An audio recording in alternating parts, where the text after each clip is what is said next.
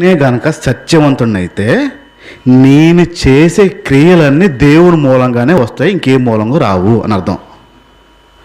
నేనే గనక వాస్తవం అయితే, నేనే గనక దేవుడిని నమ్మిన శిష్యుని అయితే, నేనే గనక దేవుడిని వెంబడిస్తున్న మనిషినైతే నా క్రియలన్నీ దేవుని మూలంగానే వస్తాయి, కానీ ఇంకే మూలంగా రావు అని అర్థం.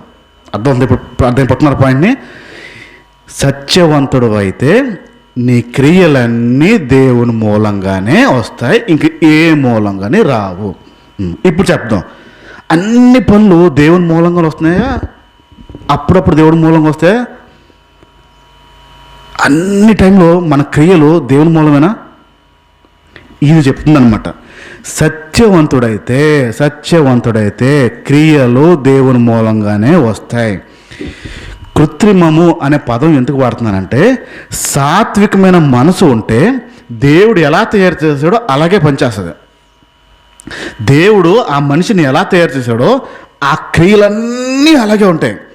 కృత్రిమం వచ్చిందనుకోండి, డూప్లికేట్లు వచ్చాయనుకోండి, దేవుడు చేత తయారు చేయబడింది వచ్చిందనుకోండి, అప్పుడు సాత్విక నుంచి తప్పిపోతాం.